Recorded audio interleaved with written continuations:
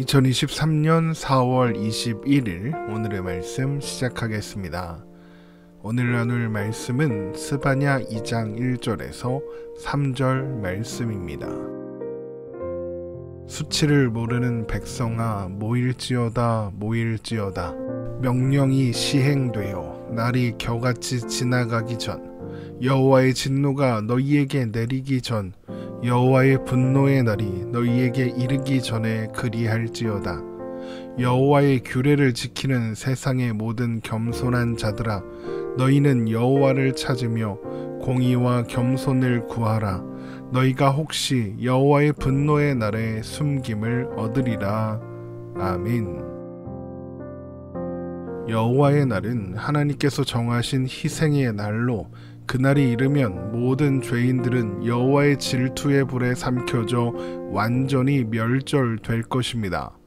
그래서 스바냐 1장만 보면 절망만 남은 것처럼 보입니다.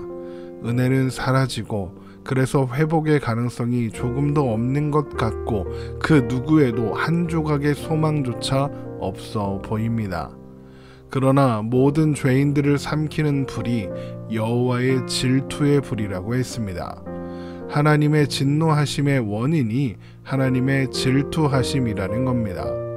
그리고 질투는 언제나 사랑을 기반으로 하죠. 물론 사람이 생각할 수 있는 질투는 이기적인 경우가 많고 그래서 상대방을 해치는 일로 이어질 수 있습니다. 그러나 하나님의 질투는 언제나 하나님의 백성들을 향한 사랑 때문에 나오는 것이며 그로 인해 행하시는 하나님의 일들은 모두 하나님의 백성들을 지키고 보존하기 위한 것들입니다. 그래서 스바냐 2장의 말씀이 이렇게 시작되는 겁니다. 스바냐 2장 1절 말씀입니다. 수치를 모르는 백성아 모일지어다 모일지어다. 하나님께서 수치를 모르는 백성들을 향해 모이라고 하십니다. 그들을 불러 모으시는 겁니다. 수치를 모른다는 것은 부끄러워하지 않는다는 거죠. 그런데 수치를 모른다라고 번역된 히브리어 동사 카사프는 주로 원하다, 갈망하다라는 의미로 사용됩니다. 그러니까 하나님께서 스바냐 2장 1절에서 모이라고 하시는 대상은 원하지 않는 백성인 것입니다. 그러면 그들이 원하지 않는 것은 무엇일까요? 바로 하나님입니다. 그들은 하나님을 원하지 않는 겁니다. 하나님을 찾지도 구하지도 않는 자들이 어떤 사람들입니까? 하나님께서 멸절하겠다고 하신 유다와 예루살렘의 모든 주민들입니다. 스바냐 1장 4절에서 6절 말씀입니다. 내가 유다와 예루살렘의 모든 주민들 위에 손을 펴서 남아있는 바알을 그곳에서 멸절하며 그마림이란 이름과 및 그 제사장들을 아울러 멸절하며 또 지붕에서 하늘의 뭇별에게 경배하는 자들과 경배하며 여호와께 맹세하면서 말감을 가리켜 맹세하는 자들과 여호와를 배반하고 따르지 아니한 자들과 여호와를 찾지도 아니하며 구하지도 아니한 자들을 멸절하리라. 하나님의 백성이면서도 하나님을 찾지도 않고 구하지도 않는 것, 그러니까 하나님을 원하지 않는 것은 하나님의 백성이면서도 하나님의 백성이기를 포기하는 것이며 그것이 얼마나 부끄러운 일인지 알지 못하는 수치를 모르는 일이므로 수치를 모르는 백성아 라는 한글 성경의 번역은 적절하다고 하겠습니다. 바로 그들을 하나님께서 이제 부르시는 겁니다. 게다가 그들을 부르시되 하나님께서 내리신 멸절의 명령이 시행되기 전에, 그래서 여호와의 분노의 날이 임하여 하나님의 진노가 내리기 전에 모이라고 하십니다. 스바냐 2장 2절 말씀입니다.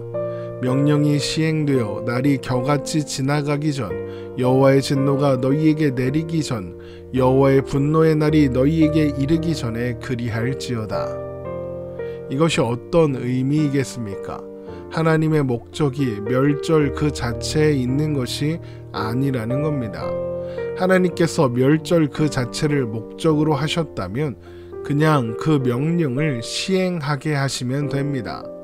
미리 알릴 이유가 없고 미리 모이라고 할 이유가 없습니다.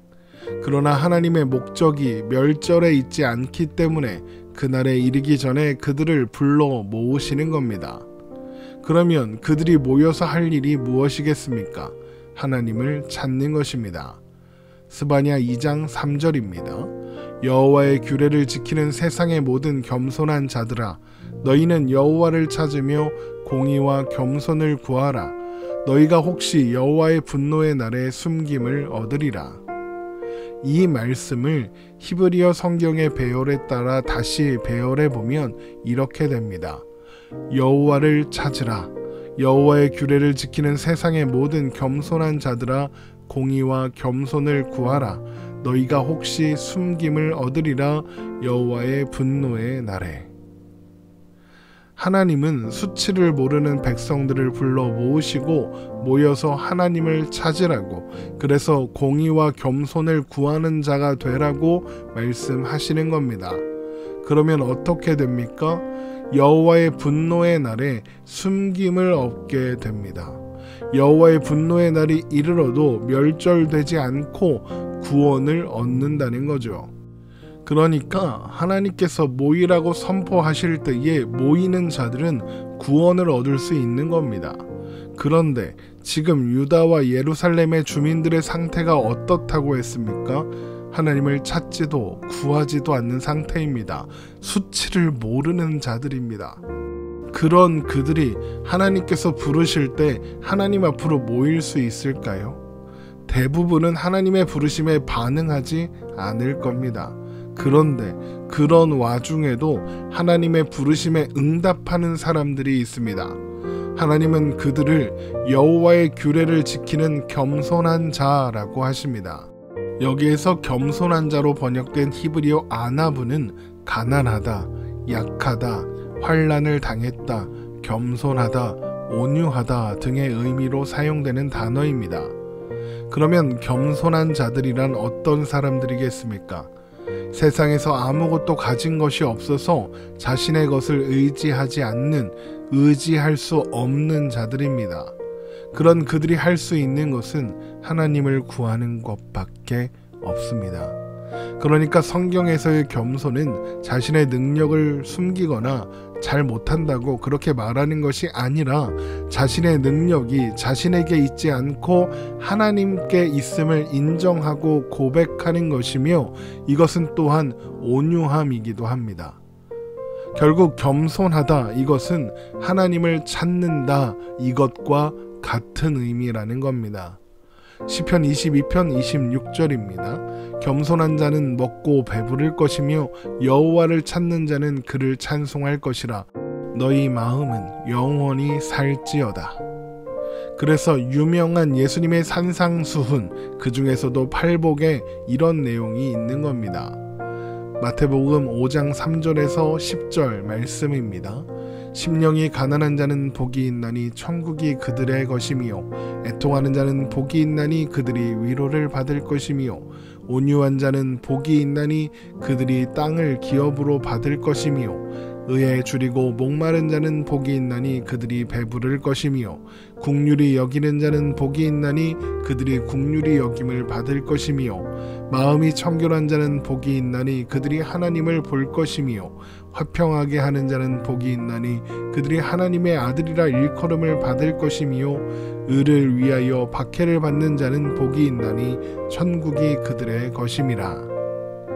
하나님을 찾고 하나님의 나라를 소유하며 하나님의 자녀라 일컬음을 받는 사람들의 공통적인 특징은 결국 하나인 겁니다. 그 특징은 바로 겸손. 나는 가진 것이 아무것도 없습니다. 나는 아무것도 아닙니다. 내가 할 수 있는 일은 하나님을 구하는 것뿐입니다. 내가 의지할 수 있는 것은 하나님뿐입니다. 라는 고백인 것입니다. 이것을 다른 말로 상한 심령이라고 합니다. 시편 51편 17절입니다. 하나님께서 구하시는 제사는 상한 심령이라. 하나님이여 상하고 통회하는 마음을 주께서 멸시하지 아니하시리이다. 하나님은 이런 상한 심령을 기뻐하십니다. 또한 하나님은 그런 고백을 하는 자들을 겸손한 자들이라고 하시며 그들을 여호와의 규례를 지키는 사람들로 인정해 주십니다. 스바냐 2장 3절의 말씀을 다시 한번 읽어보겠습니다. 여호와의 규례를 지키는 세상의 모든 겸손한 자들아, 너희는 여호와를 찾으며 공의와 겸손을 구하라. 너희가 혹시 여호와의 분노의 날에 숨김을 얻으리라. 여기에서 규례로 번역된 히브리어 미슈파트는 하나님의 정의에 기반한 판결을 의미합니다. 하나님께서 마음이 가난한 자들, 상한 심령을 가지고 하나님께로 나아오는 자들을 의로운 자들, 하나님의 규례를 지키는 자들, 의인으로 인정하시는 겁니다. 그렇게 판결하시는 거죠. 바로 그들이 하나님의 진노의 날에 구원을 받는 것입니다. 그런데 여기 혹시라는 단어를 보고 구원을 받을 수도 있고 못 받을 수도 있는 것 아니냐, 이렇게 생각하면 안 되겠습니다. 혹시라고 번역된 히브리어 온라인은 가능성이 없고 부정적인 방향에서 쓰이는 단어가 아니라 긍정적인 가능성과 소망의 상황을 전제한 낙관적인 표현이기 때문입니다. 그러니까 여기에서 혹시는 역시가 결론될 예정인 겁니다. 하나님께서 이런 말씀을 하시는 이유가 무엇이겠습니까? 바로 지금 유다와 예루살렘 백성들이 가져야 하는 마음, 태도, 중심이 겸손, 상한 심령이라는 겁니다. 그들 스스로 이 세상을 살아내지 못하며 그들이 의지하는 것들은 모두 사라질 것들에 불과하다는 것을 확인하고 깨달아 하나님을 구하고 찾는 상한 심령을 가진 겸손한 사람이 되라는 겁니다. 하나님만이 하나님의 백성들의 유일한 소망이라는 것을 알라는 겁니다. 그래서 온 세상을 멸절하겠다라는 선포 뒤에 이렇게 하나님을 찾으라는 명령이 이어지고 있는 겁니다. 하나님의 자녀는 가난한 마음, 상한 심령으로 하나님만이 도우심을 고백하며 하나님과 함께 동행하는 사람입니다. 하박국 선지자의 고백처럼 아무것도 없어도 하나님이 함께 하신다는 그 사실만으로 충분한, 그래서 세상의 상황과 상태와는 상관없이 하나님 안에 있음으로 행복한 사람, 우리가 바로 그 사람이 될 수 있기를 주님의 이름으로 축원합니다.